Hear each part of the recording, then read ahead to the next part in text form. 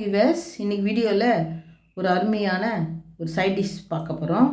இட்லி, தோசை, சப்பாத்தி, சாப்பாடு எல்லாத்துக்குமே சூப்பராக இருக்கும். ஒரு கத்திரிக்காய் வச்சு ஒரு சைட் டிஷ் பார்க்க போகிறோம். வாங்க எப்படி பண்ணுறது பார்க்கலாம். இங்கே நான் ஒரு சின்னதாக ஒரு கடாய் எடுத்து வச்சுக்கிட்டேன். மண் சட்டி நல்லா சூடு அடித்து தேவையான எண்ணெய் ஊற்றிக்கலாம். கடுகு, உளுத்தம்பருப்பு, கடலைப்பருப்பு சேர்த்துக்கலாம். நல்லா பொரிஞ்சு வரட்டும். பூண்டு போட்டுக்கலாம். ஒரு 10 பல்லு பூண்டு நான் இங்கே சின்ன சின்னதாக கட் பண்ணி போட்டுக்கிட்டேன். இது நல்லா வதக்கிக்கோங்க.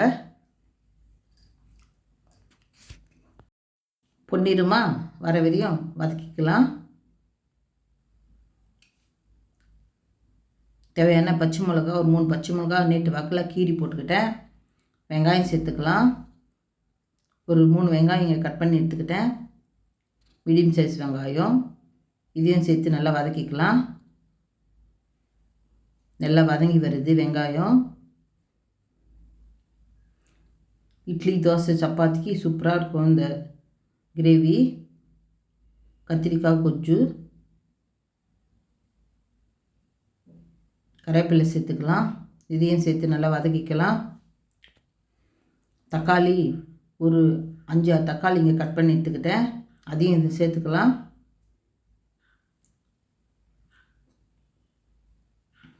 நல்லா கலரி விட்டுக்கலாம்.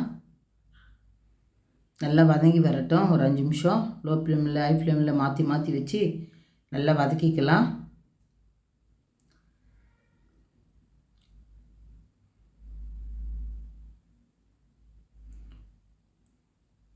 இது தேவையான உப்பு சேர்த்துக்கலாம்.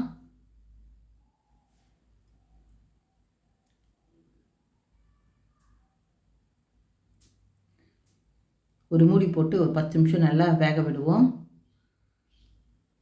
வெங்காயம், தக்காளி எல்லாம் மூடி ஓப்பன் பண்ணி கலரிக்கிட்டேன். பாருங்கள், தக்காளிலாம் நல்லா மேஷ் ஆகிடுச்சு.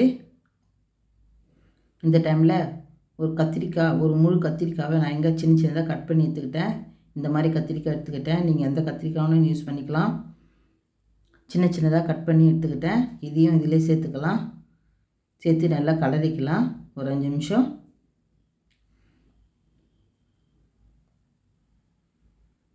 நல்லா திருப்பி விட்டு நல்லா ஒரு 5 நிமிஷம் வதங்கி வரட்டும்.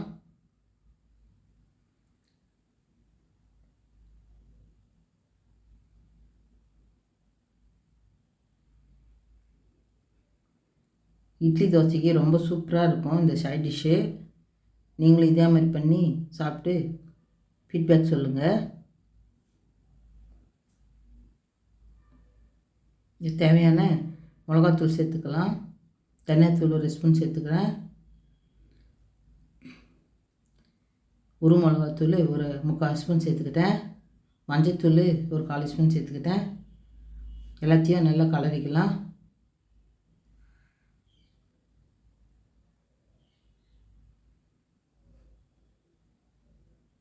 எல்லாம் சேர்ந்து நல்லா வதங்கி வரட்டும்.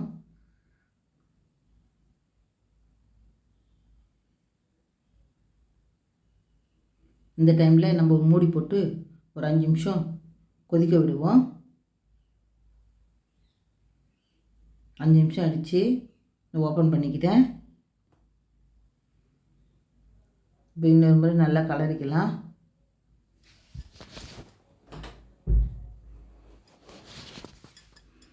இந்த டைமில் நம்ம தேவையான தண்ணி இதில் கொஞ்சமாக சேர்த்துக்கலாம். கரம் மசாலா சேர்த்துக்கிட்டேன்.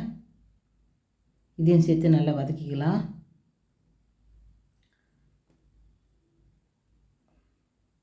இது மாதிரி நல்லா வதக்கும்போது டேஸ்ட்டு சூப்பராக இருக்கும்.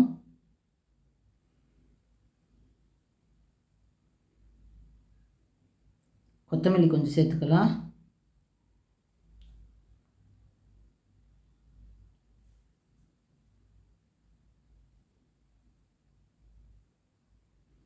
தேவையான தண்ணி கொஞ்சமாக சேர்த்துக்கலாம்.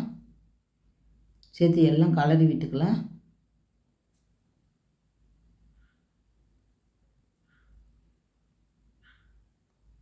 கலரி விட்டு ஒரு 10 நிமிஷம் நல்லா மூடி போட்டு நல்லா வேக விடுவோம். அப்போ தான் அந்த மிளகாத்தூள் வாசனைலாம் போயிடும். நீங்கள் எவ்வளோ திக்னஸ் வேணுமோ அந்த அளவுக்கு நீங்கள் தண்ணி சேர்த்துக்கலாம்.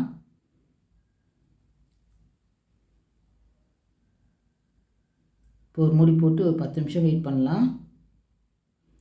ஹை ஃப்ளேம் லோ ஃப்ளேம் மாற்றி வேக விடுவோம். நல்லா வெந்து வந்துருச்சு. இப்போ நல்லா கலரிக்கலாம். கத்திரிக்காய் தக்காளி போட்டு ஒரு சைட் டிஷ்ஷு சூப்பராக இருக்கும். டேஸ்ட் பண்ணி பார்த்துட்டேன், நல்லா இருக்குது. உப்பு கம்மியாக இருந்தது, கொஞ்சம் சேர்த்துக்கிட்டேன். இப்போ கொத்தமல்லி சேர்த்துக்கலாம். நான் இங்கே தோசைக்கு சாப்பிட்டு பார்க்க போகிறேன் இன்றைக்கி. இட்லி தோசை சப்பாத்தி எல்லாத்துக்குமே நல்லாயிருக்கும்.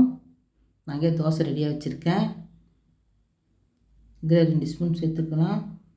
டேஸ்ட் பண்ணி பார்க்கலாம். தோசை கிரேவி பார்க்கும்போது எப்படி சூப்பராக இருக்குது பாருங்கள், ரொம்ப நல்லாயிருக்கும்.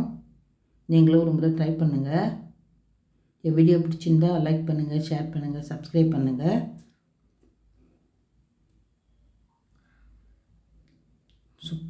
பார்க்கும்போதே சூப்பராக இருக்குது. டேஸ்ட் பண்ணி பார்க்கலாம். தோசையோடு சேர்த்து சாப்பிடும்போது சூப்பராக இருக்குது. தேங்க்யூ.